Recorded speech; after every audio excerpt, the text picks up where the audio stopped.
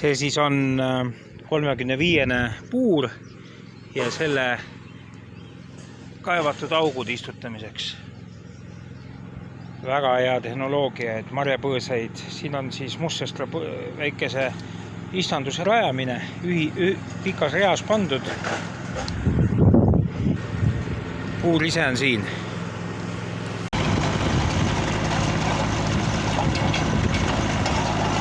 Traktori puuriga siis tehtud.